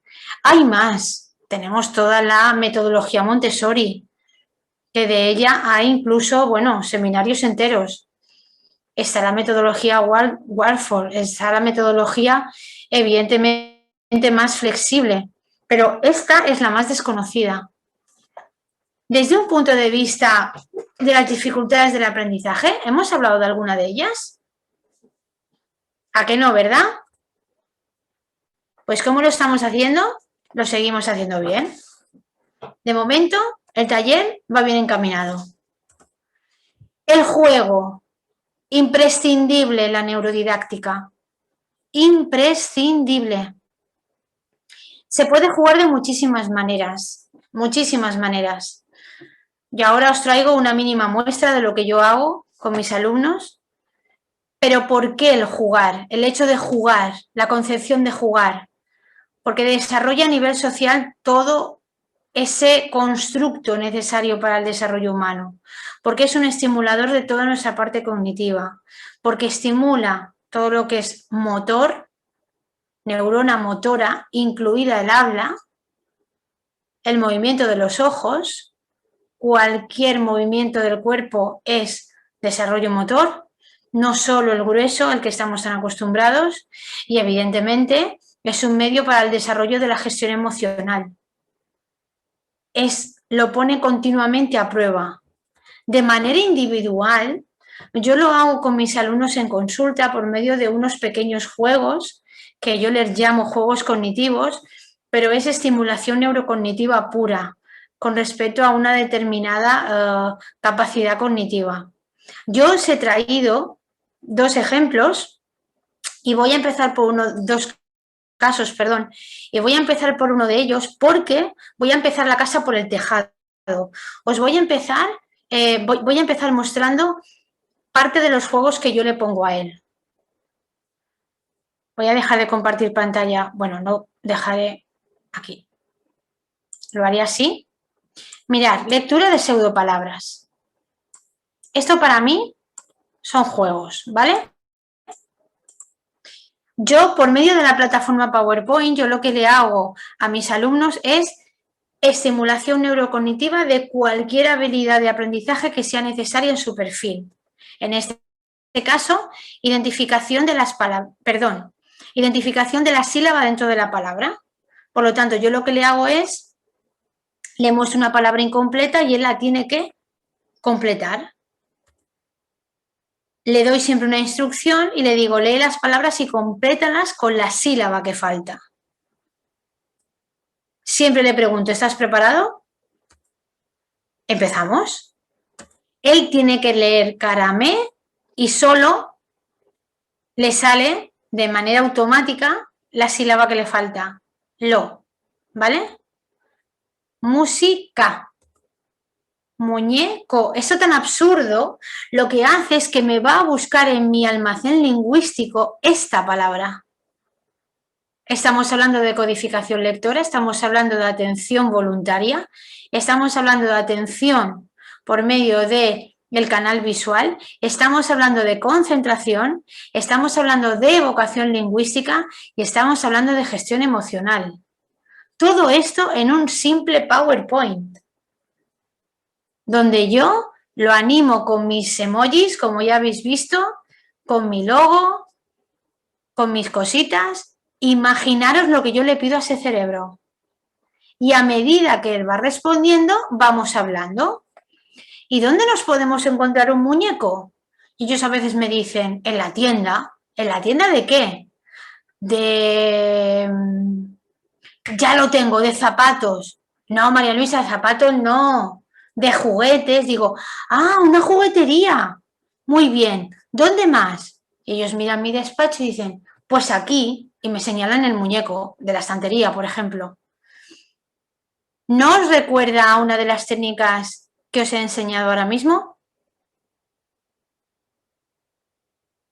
¿Os recuerda alguna? A ese hábito de pensamiento, a esa creación. Perfecto. Cabezó, ta, y nos reímos. ¿Y qué? ¿Y tú lo eres o no lo eres? Me hice un poquito. Y ya trabajamos un poquito las emociones. Escalera. Y él sigue. Lapicé, esa palabra no existe. Sí que existe, porque tiene una raya. Si tiene una raya, es porque necesita algo. Lapicé. No lo sé, María Luisa. Yo le hago así, con un lapicero. ¡Ah, lapicero! Muy bien. Esta interconexión entre mi cerebro y el suyo, que no es otra cosa que un momento de comunicación humana absoluta, pone en marcha todos y cada uno de sus procesos cognitivos. Absolutamente todos. Todos. Y desde mi punto de vista se hace menos pesado que algunas enseñanzas, se hace de una manera mucho más evolutiva y evidentemente se hace de una manera mucho más motivadora para él o para ella. Aquí os estoy poniendo palabras de índole más infantil, pero yo esto lo hago con adolescentes, incluso lo hago con universitarios, porque si les estoy enseñando técnicas de estudio y yo tengo vocablos de, por ejemplo, una historia de España de segundo de bachillerato, yo le hago esto a las personas que tienen una debilidad en lectura y le hago decodificación lectora. Y le hago todas y cada una de las estimulaciones que os acabo de nombrar. Y pongo a lo mejor, yo qué sé, feudalismo, por ejemplo. O pongo autonomía A. Y me diréis, solo falta una A. Pues muchas personas no llegan, Porque a medida que decodifican, se tienen que ir esforzando y llegan agotados a la última sílaba. Es decir, no todo lo fácil es casi ineficaz o ineficiente, es que depende del nivel cognitivo que tenga la persona. A otros les meto una palabra y les voy quitando las sílabas de en medio. Esto, si os habéis fijado en la pantalla, pone 1. Eso significa que es el nivel más básico de primaria. Si pusiera 3, a lo mejor aquí le faltaría la segunda sílaba. ¿Se comprende? ¿Esto se puede hacer dentro de un aula? Sí. ¿Cómo? Yo lo explico. Tenemos al grupo y hacemos un subgrupo y decimos, para este primer PowerPoint van a trabajar y hacemos un subgrupo. Y solo van a participar esas personitas. Estos son varios minutos. No os creáis que son tantos minutos. Entonces, a partir de ahí, ese grupito va a trabajar de manera atenta. Y voy a marcar una orden entre ellos. El primer PowerPoint con el primer subgrupo acaba, presento un segundo PowerPoint con la otra mitad del grupo. Nunca puedo dejar a un grupo sin participar. Y esto no podría ser, como muy bien decía la compañera, un previo, como preventivo a una clase de lengua. Sabiendo que esto nos coge 5 minutos, 7 minutos, 8 minutos, 10 minutos, ¿por qué no? Si luego va a fortalecer los aprendizajes que me vienen después, ¿por qué no? Por eso le decía yo antes a la compañera, ¿por qué no meter todo esto dentro de las asignaturas? Sí. Este juego, como yo digo, a nivel cognitivo, identifica sílabas, porque no lo metemos en el contenido curricular cuyo objetivo es conocer la sílaba. ¿Entendéis ahora la dimensión de la inclusión de la neurodidáctica en nuestro sistema educativo? Estemos donde estemos, seamos del país que seamos. ¿A quién le repercute todo esto? Al docente. ¿Quién tiene que modificar su perfil? El docente. ¿Quién tiene que cambiar el rol? El docente. ¿Quién sale beneficiado? El alumno. Y un trocito de nosotros también, porque la gratificación personal, cuando uno ve lo que aprenden nuestros alumnos, es infinita. Es infinita. Pues así, palabras en las que yo puedo hacer cualquier tipo de estimulación lingüística, desde el razonamiento, pasando por la evocación. Y siempre un premio emocional. Siempre. Siempre.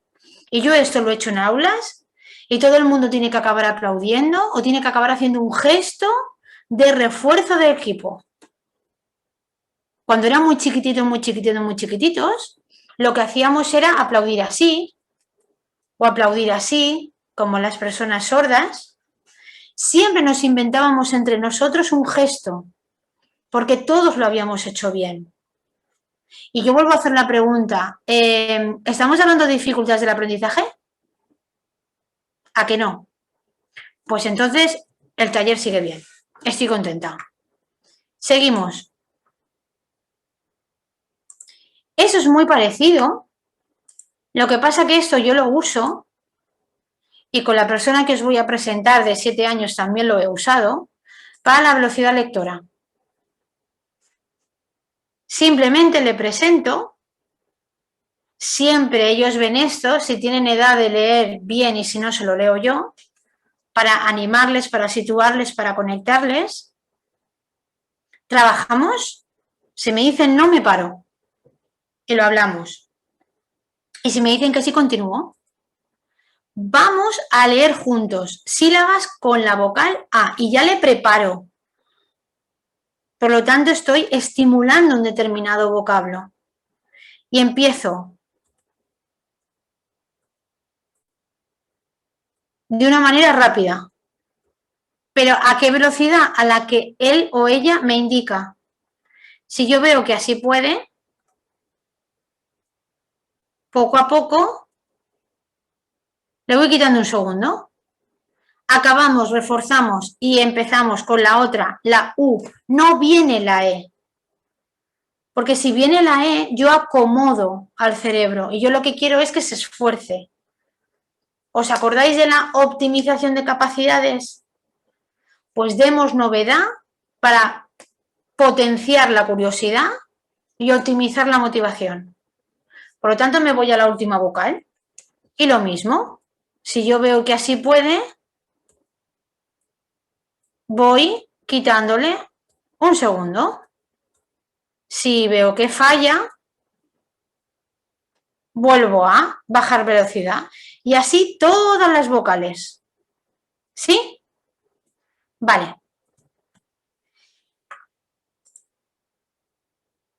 Y este me gusta muchísimo. Es la lectura de las pseudopalabras. La pseudopalabra está dentro de los test de lectura más importantes, al menos a nivel español, y es porque mide la calidad de la decodificación fonética. Si el cerebro es capaz de decodificar de manera correcta un vocablo correctamente formado desde la unión de las sílabas con respecto al idioma, es decir, en español, pues una L y una A, una M y una I, se entiende, ¿no? Es decir, no pondremos para el sonido F una PHA, como por ejemplo en inglés, porque ahí leeremos PA, y además la PHA en español es incorrecto, ¿se entiende? Por lo tanto, si el cerebro es capaz de leer palabras cuya unión silábica no significan nada, pero cuya sílaba está bien montada, me está diciendo que su calidad en decodificación fonética es óptima. Yo optimizo esa habilidad lectora por medio de ejercicios como este, en la que le digo al niño, evidentemente esto es para personas entre primero y segundo de primaria, más primero que segundo, que lean. Y le digo que el palito es la L, porque este palito, esta letra, está puesta de manera absolutamente significativa. Porque yo lo que quiero es que él visualice que esto es una L, para que se acostumbre a leer cualquier tipo de grafía. Entonces él tiene que leer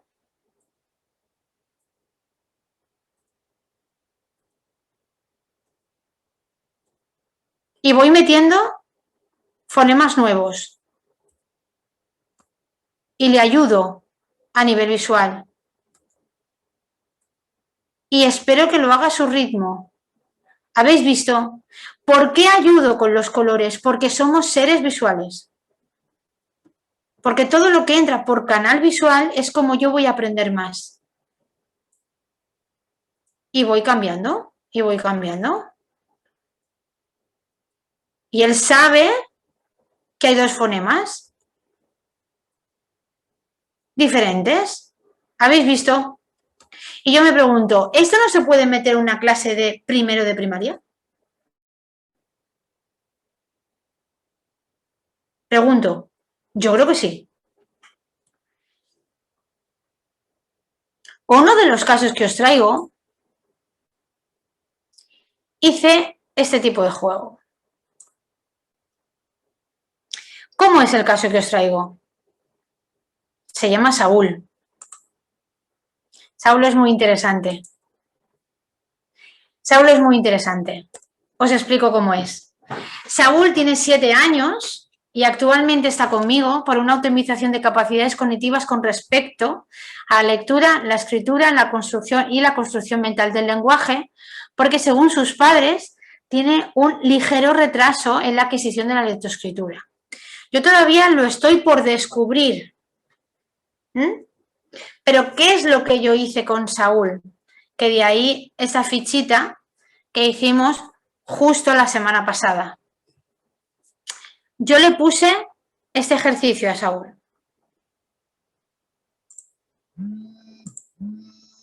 Perdonadme. Yo le puse ese ejercicio a Saúl. Le dije, Saúl, vamos a identificar faltas de ortografía dentro de una frase. Lo primero que me dijo fue, no voy a saber. Digo, bueno, vamos a intentarlo, ¿vale? Lee las palabras y luego di dónde está la falta. Es decir, yo no le pido al niño que me diga cómo tiene que ir escrito, sino dónde está la falta. La falta está aquí y me tiene que señalar la sílaba. ¿Preparado? Y lo hablamos. Pues vamos allá. Aquí me tiene que señalar la Y. Entonces yo le digo, ¿se te ocurre por qué letra tenemos que cambiar la Y? Si no me dice W, me tiene que hacer el sonido. Y así sucesivamente.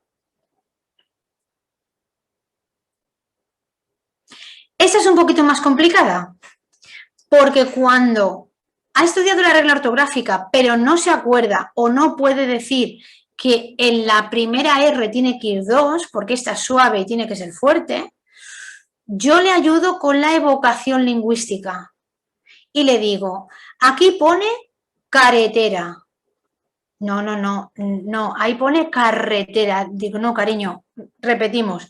Aquí pone carretera. Y yo me quedo y le señalo con un punzón que tengo en el despacho, con una figurita. Aquí pone carerererere. No, Luis, ahí pone carretera. No, cariño, ahora pone carretera.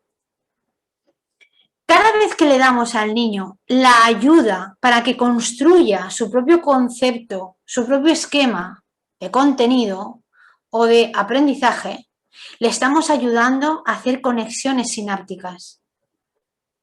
Cada vez que yo le estimulo un sonido, le presento un estímulo bien hecho, le hago pensar y le muestro el correcto, no estoy haciendo trabajo por él. Le estoy ayudando a unir lo que él sabe con lo que él ve. Y estoy ayudándole a llegar a una conclusión. Le dejamos demasiado solo al niño en la edad escolar. Y al joven ya es una cosa impresionante. Porque nos pensamos que si le damos la solución, le estamos haciendo un flaco favor.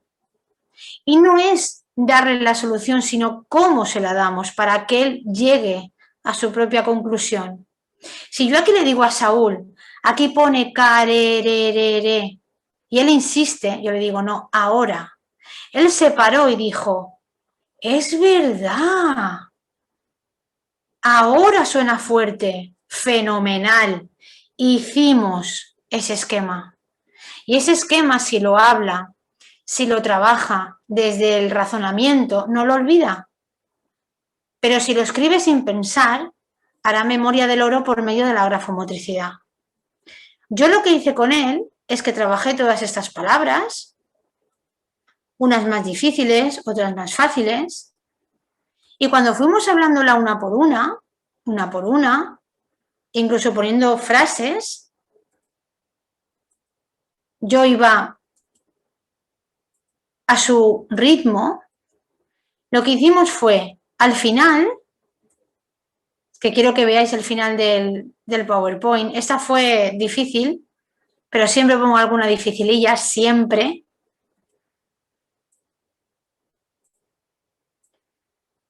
Y cuando llegamos al final, él se creía que habíamos acabado. Y le dije, para nada. Y hice lo que pone la presentación. Cogí un folio y lo que hice fue escribir yo superficie con C, superficie con Z, cada con K, cada con D. Y él me veía y decía, pero ya hemos acabado, ¿no? Digo, no, ahora vamos a reforzar la memoria.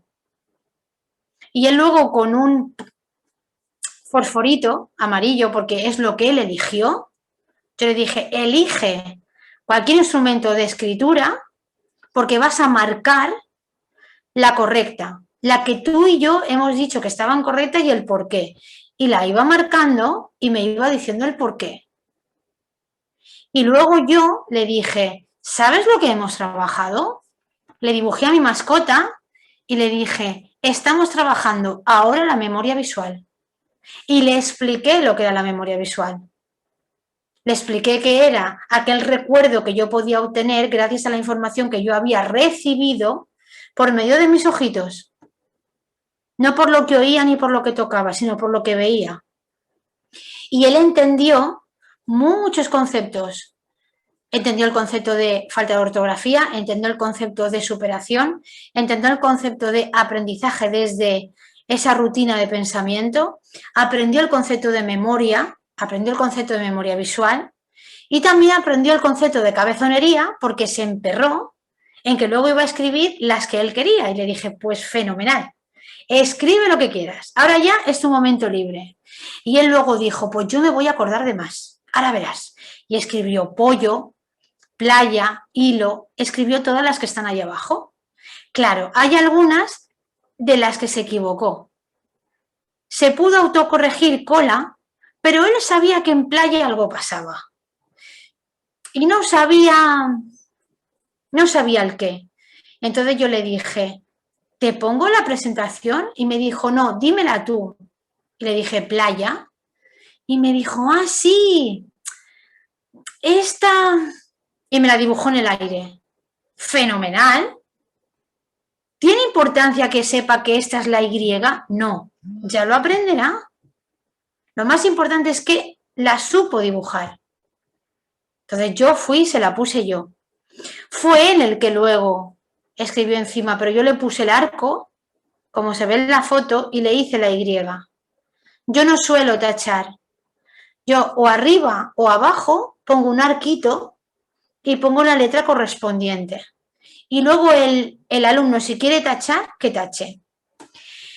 Saúl no solo hace esto. Saúl tiene, evidentemente, un trabajo conmigo de psicoeducación porque tiene un muy bajo control del comportamiento. Es una persona con un carácter muy agrio, socialmente muy difícil. Suele ser dañino con todo lo que no es de su opinión y suele ser un poquito bastante distante de todo lo que desconoce, pase por cualquier aspecto. Por lo tanto, también está trabajando la gestión emocional. ¿Por medio de qué? De la escritura que la odia. No soporta escribir. Entonces yo estoy transmitiéndole el beneficio de la escritura con respecto a los estudios porque intuyo altas capacidades por medio del éxito escolar, cosa que a él le importa muchísimo. Entonces, a partir de aquí, estoy trabajando con él esos aspectos emocionales que para él no son evidentes, pero para sus padres y para mí son prioritarios. Y otro caso que os he traído es este. Es el de Pedro. Pedro es una persona a la que yo le he hecho la evaluación neuropsicológica y ha salido una persona de lenta velocidad de procesamiento de la información, con una debilidad atencional importantísima. Esta palabra está mal escrita, luego la mejoraré. Tendría que poner atencional. Una débil concentración, en cambio, una alta funcionalidad ejecutiva. Por lo tanto, estamos aquí delante de un trastorno disejecutivo o un déficit disejecutivo clarísimo. Tiene apatía ante la tarea cognitiva. Todo lo que tiene que ver con el estudio es absolutamente apático. Tiene baja autoestima, pero tiene, junto con ello, baja motivación intrínseca para el estudio académico. Por lo tanto, lo tiene todo para dejar de estudiar. Tiene todos los condicionantes para ser un mal estudiante. Pero, ¿qué es lo que nosotros vemos? Evidentemente, el constructo intelectual está intacto y tiene una alta funcionalidad ejecutiva. Por lo tanto, tiene unas posibilidades inmensas de aprender de manera significativa. Lo que os traigo aquí es un esquema que yo hago con ellos, esquemas de pensamiento para trabajar sobre todo esta parte emocional, donde él tenía que escribir y no quería. Entonces yo le expliqué por enésima vez cómo funcionaba nuestro cerebro.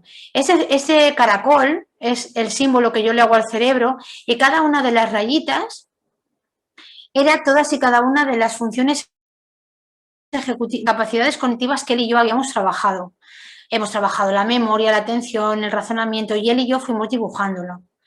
Y él me dijo, ya sé lo que me vas a explicar.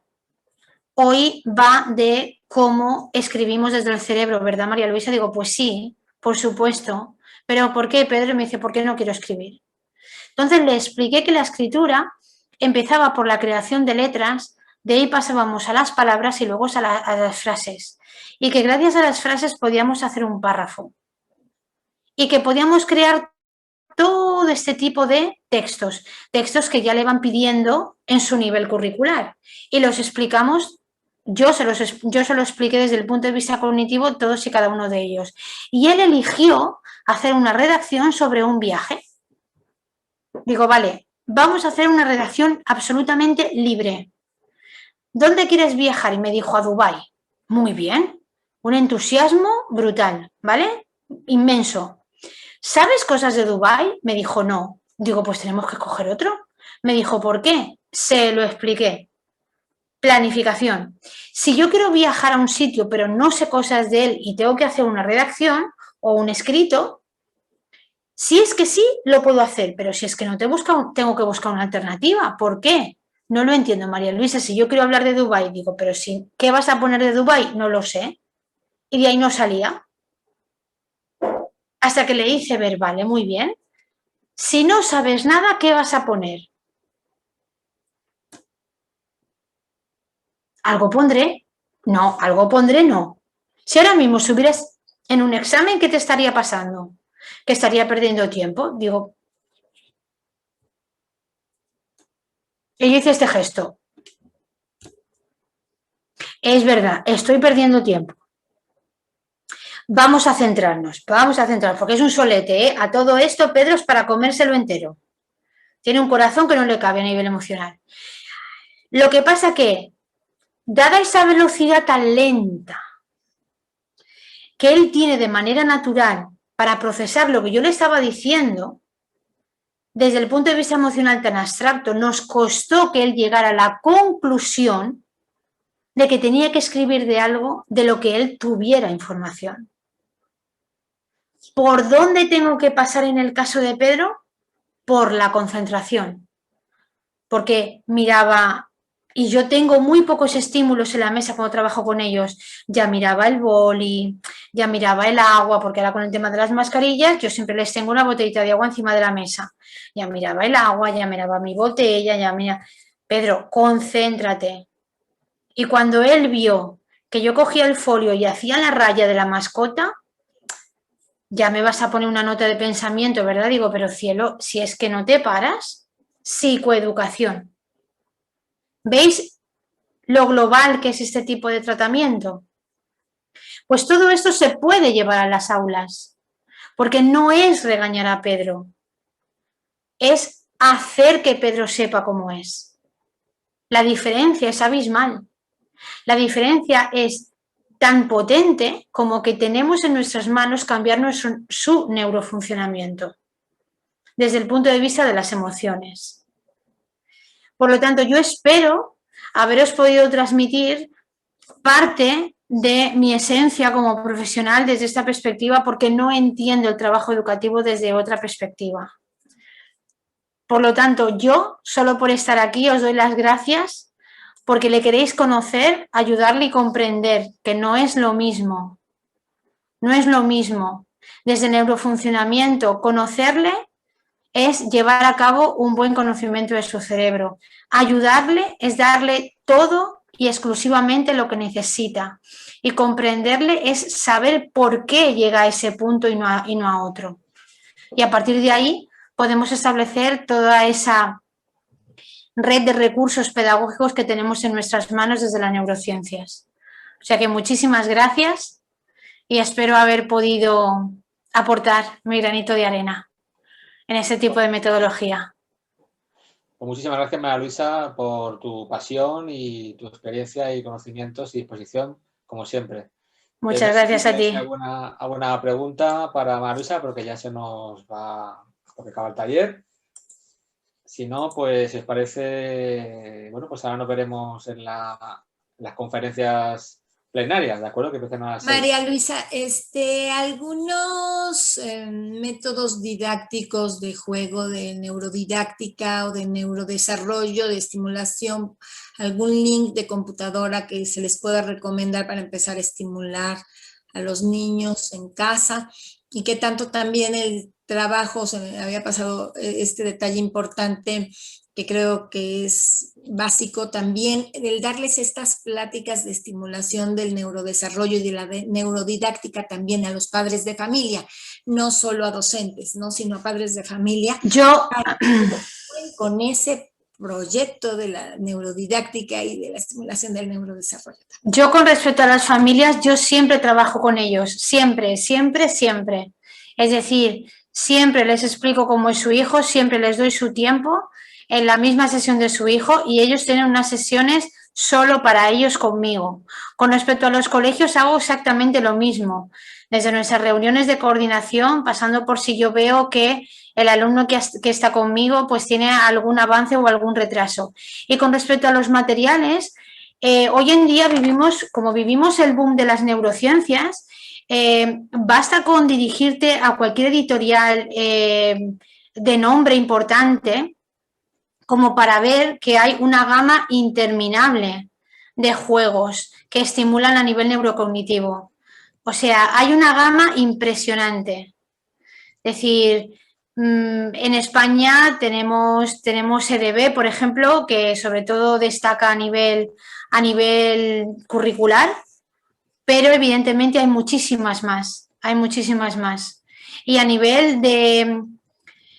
yo lo que sí puedo ofrecer, y si Fermín me da permiso, es poneros en cualquier plataforma que vosotros podáis acceder una bibliografía que yo sí que tengo recogida, que es mi bibliografía personal que está aquí arriba de mí, que tengo todas estas referencias bibliográficas anotadas en un documento, que son para mí los autores de referencia, muchos de ellos compañeros míos de ISEP. Por lo tanto, ahí sí que puedo ofreceros esa bibliografía. Pues si te parece, Marisa, como tienes que compartir el PowerPoint en PDF, pues ¿sí? Si quieres ese documento puedes subirlo al enlace, esa bibliografía, o si quieres me envías a mí y yo te lo subo. Vale, perfecto, pues lo pondré en el enlace que nos diste perfectamente. Su correo, si nos los pudieras proporcionar, y qué tanto este sueño que tengo que ISEP me pudiera motivar o ayudar a hacer ese planteamiento de objetivos, introducción, ese proyecto para piloto que tienes tú de encaminar esa neurodidáctica y ese desarrollo de la estimulación de las neurociencias en las materias, que me pudieran dar el acompañamiento y a ver si conseguimos alguna cita en escuelas de gobierno o escuelas privadas, o a ver qué se puede lograr. Mira, en mi presentación, al final de todo, os lo he puesto. Ahí está. Es mi nombre, @iseclinic.es, y el número de contacto. Para cualquier cosa, tú y cualquier persona que quiera algo, pues lo que necesitéis. ¿Quieres estar al día de todo lo que ocurre en ISEP? Síguenos en las redes sociales y no te pierdas nada. Actualidad, entrevistas con expertos, masterclasses, sesiones clínicas, vida estudiantil, eventos y mucho más. Podrás encontrarnos en Facebook, Twitter, LinkedIn, Instagram y YouTube. Además, ahora podrás convertirte en el protagonista de nuestros perfiles sociales. ¿Cómo? Muy sencillo.